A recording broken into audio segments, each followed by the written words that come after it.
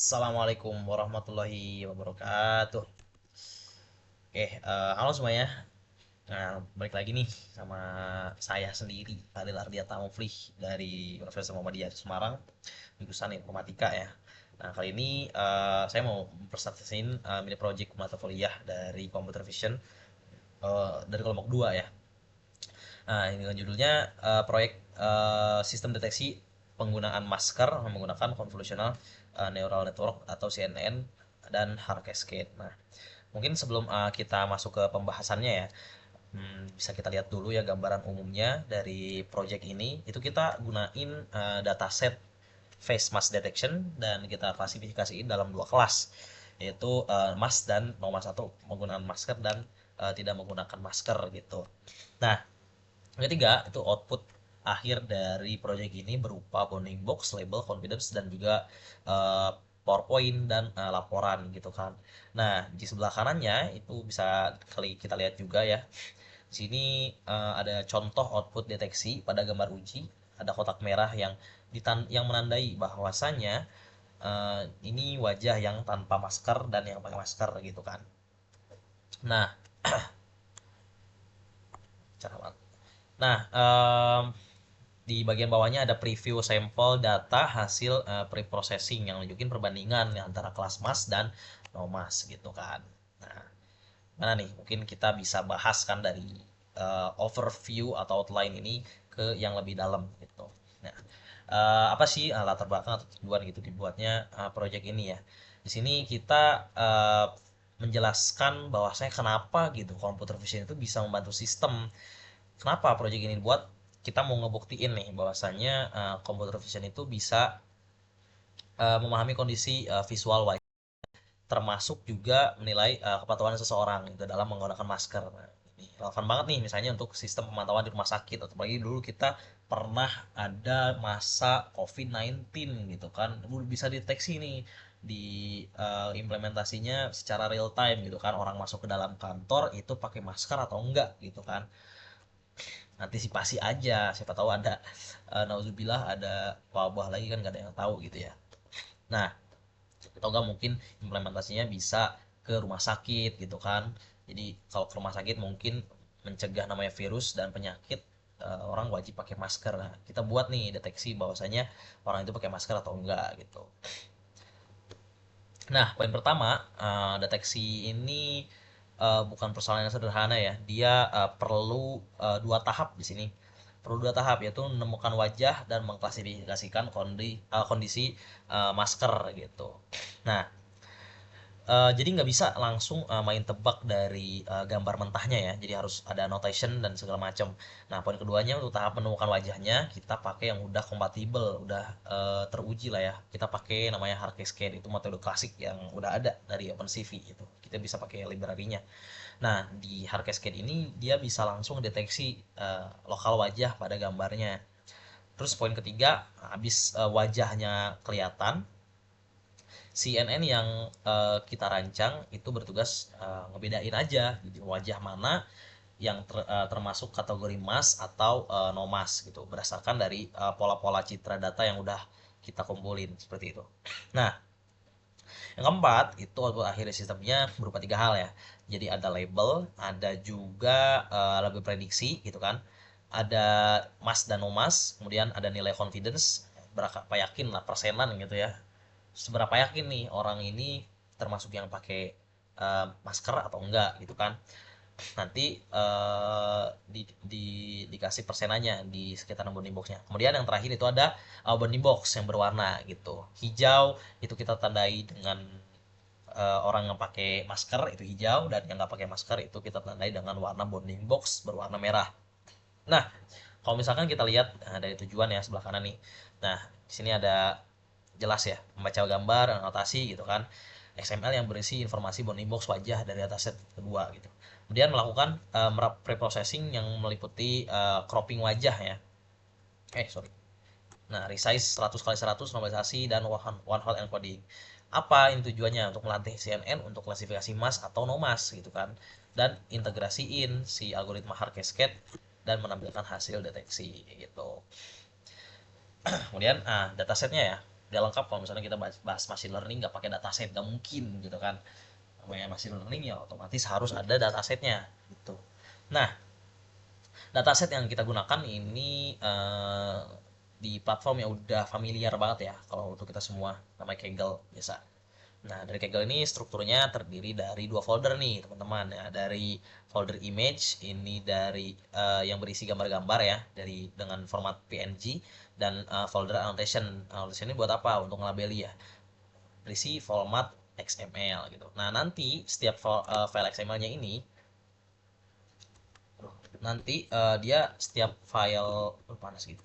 Nanti setiap file XML ini punya informasi label atau annotation-nya sendiri dari kelas wajah yang banyak berdasarkan dataset yang udah kita kumpulin.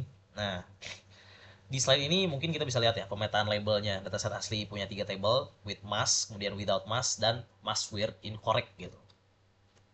Nah, tapi kita sederhana aja lah jadi dua kelas gitu kan. Label with mask dan masuk ke dalam nilai 0 atau apa namanya? Dan without mask kita masukin ke mask were incorrect gitu. Jadi nggak pakai masker atau yang pakainya salah. Nah, no mask dengan nilai 1 alasannya mungkin karena masker yang dipakai secara tidak benar itu secara fungsional sama aja kayak nggak pakai masker lah gitu. Nah, terus gimana cara preprocessingnya ya? Nah, mungkin dari sini udah jelas ya, validasi file, kemudian kita parsing annotation, kemudian crop wajahnya, resize dari 100 kali 100 dinormalisasi. Kemudian di normalisasi 100 kali 100 pixel ya. Supaya semua input punya dimensi yang sama lah gitu kan. Kemudian selanjutnya di normalisasiin nilai pixel ke rentang 0 sama 1, jadi no masknya 1 dan masknya 0 gitu. Kemudian dengan cara bagi pixel, nah baru lanjut ke format one hot encoding ya, supaya bisa diproses sama CNN yang nanti kita bikin gitu. Hasilnya bisa kita lihat ya, total data wajahnya itu ada 4072, data trainingnya itu 3257, kemudian ada data textingnya 815, dan splitnya 80 bagi 20 gitu. Nah, bagiannya kita pakai apa sih? Kita pakai straight fit split supaya proporsi kelas mass dan nos massnya tetap seimbang ya di kedua subset. Nah, ini ada contoh lah ya, contoh datanya kayak gini. Label asli, kelas mass, with no mass, dan no mass gitu. Nah, kemudian lanjutnya metode pengenalan wajahnya kita pakai hard cascade dan CNN gitu. Nah, bagian pertamanya hard cascade ini mungkin adalah metode yang punya tanggung jawab lah ya untuk menemukan wajah dalam gambar. Nah, prosesnya itu simple banget teman-teman. Jadi dengan mengubah gambar inputan jadi grayscale dulu. Nah, karena si hard cascade ini kerja sama citra abu-abu gitu kan, makanya kita bikin dia grayscale biar mudah dideteksi juga gitu. Baru kita panggil nih function detect multiscale gitu kan, biar menghasilkan koordinat wajahnya, mana mata, mana hidung, mana mulut kayak gitu. Baru dari hasil gambar yang di scan, si bounding boxnya bakal bisa deteksi mana yang bagian wajah dan mana yang enggak, mana yang termasuk wajah dan mana yang enggak gitu. Baru nanti setelah wajahnya deteksi mana bagian wajah mana yang tidak, lanjut ke konvolusionalnya atau CNN-nya. Di sini nih baru masuk ke klasifikasinya. Arsitektur CNN kita terdiri dari beberapa lapisan ya, yang bekerja secara bertahap. Lapisan convolutional 2D yang bertugas ekstraksi fitur lah ya. Nah, ekstraksi visual dari citra wajah, misal melalui tepi, tekstur, dan pola-pola yang ngebedain mana wajah A, mana wajah B, mana wajah Jokowi, mana wajah Prabowo gitu kan. Kemudian max pooling, nah, bertugas buat apa? Buat ngurangin dimensi spasial fitur, biar komputasinya bisa lebih efisien lah ya. Dan nggak kehilangan informasi yang menunjukkan nih mana orang tersebut gitu kan, mana yang A, mana yang B, mana yang C, mana yang D gitu. Yang ketiga, baru lanjut ke klasifikasinya. Nah, abis CNN ngasih prediksi, hasilnya divisualisasiin di dalam gambar asli. Jadi digabungin sama si hard cascade yang tadi sebelumnya ada gitu. Barulah dari hal tersebut bounding boxnya ditempelkan dan ngasih tahu mana orang yang pakai mask dan mana yang nggak pakai mask. Yang pakai mask dikasih warna hijau, yang nggak pakai mask dikasih warna merah gitu. Di bounding boxnya pun ada persenannya gitu. Confidence-nya berapa persen nih? Ini orang pakai mask, si sistem si modelnya yakin dia pakai mask atau enggak, dia pakai masker atau enggak gitu. Kayak gitu. Nah, ini alur sistem secara keseluruhannya lah ya. Ini nggak terlalu kelihatan tapi gue jelasin aja dikit ya. Nah, di sini ada beberapa proses, ada proses A, pelatihan model, dan B, prediksi gambar. Nah, ini proses yang dilakukan di awal lah ya. Maksudnya gimana? Ini untuk ngebangun si model CNN-nya gitu. Nah, baru langkah kedua itu import library. Nah, semua library yang udah dibutuhin kayak TensorFlow, Keras, OpenCV, NumPy, Matplotlib, dan lain-lain itu diimport di awal. Tuh. Buat apa? Buat parsing anotasi XML-nya. Baca file, kemudian ekstrak label dan koordinat bounding box-nya kayak gitu. Baru langkah selanjutnya ada load dan processing dataset lah ya. Ini seperti yang udah kita tahu, itu gambar dibaca, kemudian wajah dipotong, habis itu di koordinatnya disesuaikan, di resize, dinormalisasi, kemudian dianotasi. Setelah dianotasi dimasukin ke one hot encoding tadi yang udah kita rancang sebelumnya.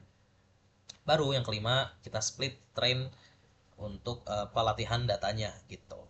Setelah data udah oke nih dari pre-processing tadi, kita split mana yang jadi train, mana yang jadi testing.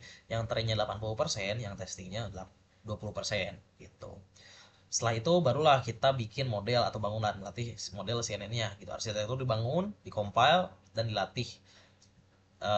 Kita tetapin dalam 20 epoch gitu. Baru abis itu evaluasi dan simpan model. Simpan model di format H5 ya.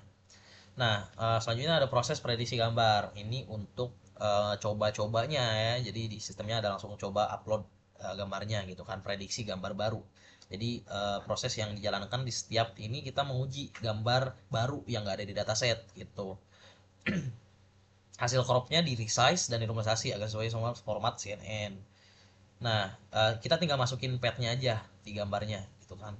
Jadi nanti secara otomatis menggunakan model yang udah dilatih sebelumnya, dia bisa nentuin mana yang gambar, mana yang pakai masker dan mana yang enggak gitu. Oke. Nah, ini salah satu code-nya ya. Jadi di Google Colab ini kita jalanin pre-processing, ada parsing anotasi XML, ini berutup processingnya, kemudian model CNN-nya, dan deteksi dan klasifikasinya.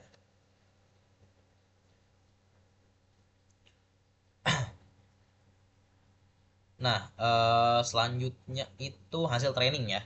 Nah, di sini kelihatan jelas ya training accuracy-nya epoch di akhir itu 97,18%, cukup besar, dan validation testnya nggak terlalu jauh dari situ, cukup oke, 94,97 gitu kan. Ini dihitung dari 815 data ya, kurang lebih data testing yang nggak pernah dilihat model selama training. Karena kan trainingnya pakai 80% dan validasinya 20%-nya, sekitar segitu. Nah, angka 94 ini nunjukin ya bahwasanya model itu punya kemampuan generate yang baik, dan nggak cuma hafal data training juga. Kalau misalkan kita tambahin data yang lain, datanya tetap modelnya tetap ngenalin mana yang pakai masker dan mana yang nggak pakai masker. Nah, yang ketiga ini ada training loss-nya juga. Namanya machine learning tetap harus ada training loss karena gak ada yang perfect di machine learning, tapi semuanya prediksi, semuanya probabilitas. Nah, training loss ini kita pakai kategori cross entropy, dan semakin kecil nilainya maka semakin baik. Dari awalnya validationnya kurang lebih 0,2499596 di epoch pertama, itu cukup turun cukup signifikan ya, ke 0,0821. Nah, tapi yang keempat, validation test loss-nya itu 0,1437. Validation loss ini lebih tinggi nih dari training loss, yang merupakan hal wajar lah ya. Masih nggak terlalu jauh. Nah, baru di bagian bawah kiri ini ada log training selama 20 epochnya. Kalau misalkan kita lihat akurasi dari grafiknya, training itu terus naik ya secara konsisten juga, sekitar 91,0,7% di epoch pertama, jadi 97,18 di epoch ke-20.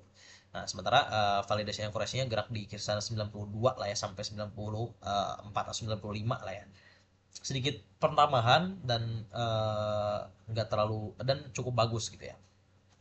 Untuk lossnya, trend loss terus menurun, menandakan modelnya terus belajar secara aktif dan baik ya. Nah, tapi validation loss kadang naik, kadang turun juga. Ini mungkin ada sedikit kecenderungan overfitting. Tapi meskipun gitu, tetap masih ringan secara keseluruhan lah ya.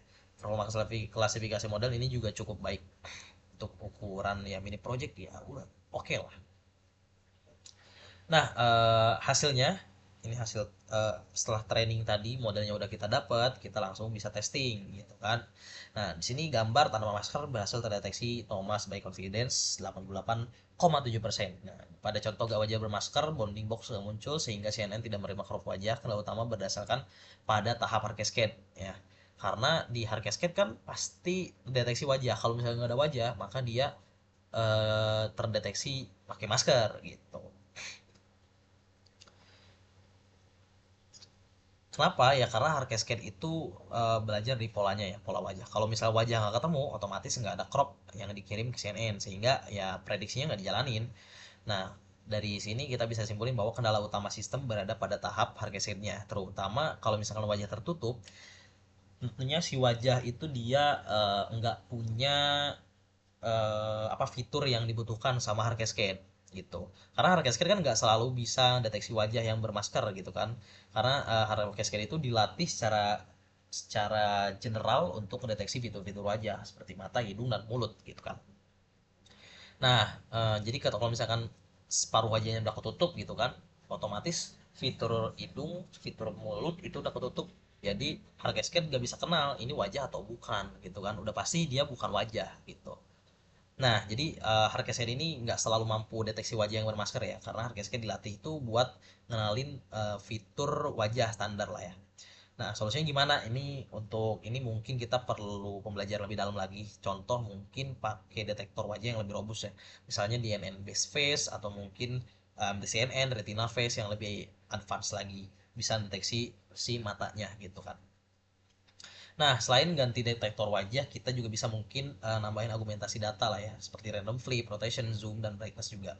Dan mungkin untuk evaluasinya, kita pakai yang lebih komprehensif seperti penelitian dalam F1 score, precision decal, dan F1 score gitu, per kelas. Bukan hanya akurasi keseluruhan gitu. Nah, kita demo aja langsung ya. Sederhana, teman-teman.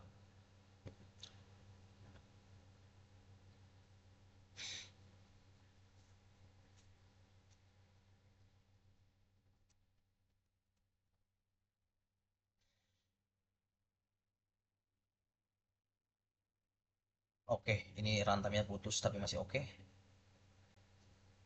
Nah, ini ada harga skin-nya. Nah, di sini udah ada epoch yang tadi ya. Di awal itu validation akurasi 0,947 tapi di akhir epochnya naik cukup signifikan ke 0,95 ya. Nah, kita langsung demokan aja, Bro. Review komparasi. Nah, ini contoh klasifikasi hasil trainingnya. Nah, ini ujinya kita cukup ganti di sini aja gitu. Mana yang pakai gambar, mana yang enggak. Dari contoh ini ya, ini mas 14 gitu kan, udah buat tambahin di sini.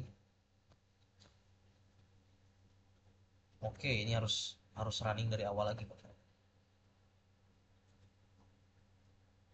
Waduh, rantamnya mati nih.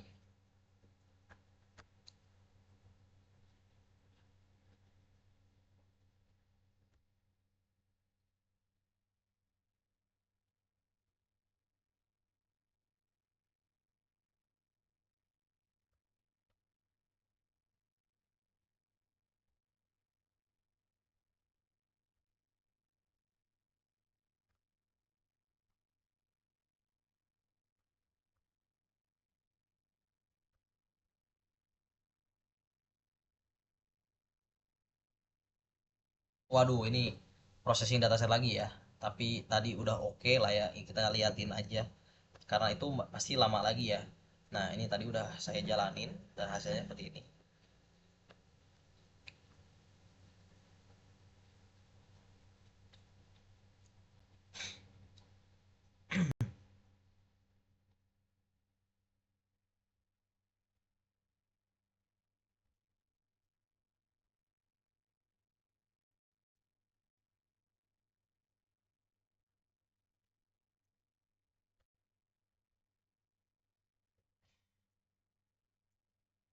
karena tadi rantai terputus ya.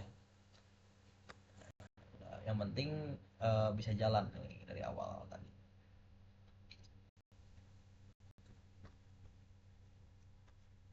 Nah, nanti hasilnya ini ada dua epox ya. Nah, hasilnya kalau misalnya kita input, kita tinggal input aja. Nih, kita tinggal input di masnya aja. Jadi ini untuk yang pakai masker, ini datanya bebas ngambil dari mana aja bisa, dan input yang nggak pakai masker gitu karena ini berbasis pet ya. Baru di sini dia nunjukin bahwasanya dia nggak no mask gitu, dan ini nggak terdeteksi karena tadi problem kita di hardcase scan-nya seperti itu.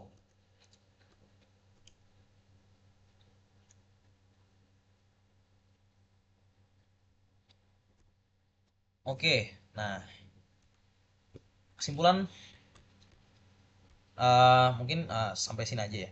Secara keseluruhan sistem ini udah oke. Sistem deteksi penggunaan masker yang kita bangun udah berhasil ya menjalani seluruh rangkaian proses. Yang tadi kenapa nggak saya running karena lama lagi itu untuk anotasinya, cukup lama gitu. Nah, tapi hasilnya udah sebelumnya udah saya running dan bisa. Dan kolom pertama ini hasil utamanya dataset yang kita proses itu ngasilin 4072 sampel wajah, kemudian model CNN peroleh tes akurasi 94,97, dan sistem menampilkan bounding box label dan confidence sesuai yang kita mau gitu kan. Tapi ada catatannya, performa klasifikasi cukup baik, keterbatasan besar itu berada pada deteksi wajah hardware scan seperti yang saya jelaskan sebelumnya. Tapi di validation lossnya masih cukup fluktuatif ya dan nggak jelas. Nah, ini mungkin perlu ada studi lanjutan lagi karena data menunjukkan overfitting ringan maupun nggak terlalu berat. Nah, lanjutannya mungkin kita bisa menggunakan detektor wajah yang lebih robust ya, seperti yang tadi saya sampaikan, seperti YOLO lah atau mungkin yang lain ya. Kemudian kita bisa tambahin augmentasi data juga kayak rotate, kemudian flipping, swap dan lain sebagainya untuk nambahin evaluasi datanya gitu kan. Apa preprocessing data. Nah, kemudian yang ketiga kita bisa implementasikan lagi evaluasi yang lebih robust juga, contoh pakai precision recall atau advanced score gitu. Nah, kemudian kita bisa pakai kembangkan ke webcam real time karena tadi kan cuma upload berpet itu pun berbasis pet ya. Jadi harus ada kita hubungin ke runtime-nya, kemudian kita konekin ke Google Drive-nya, baru kita running dulu gitu kan. Baru bisa kita ubah data-data yang ada di Google Drive-nya kita atau kita upload langsung ke kolemnya gitu.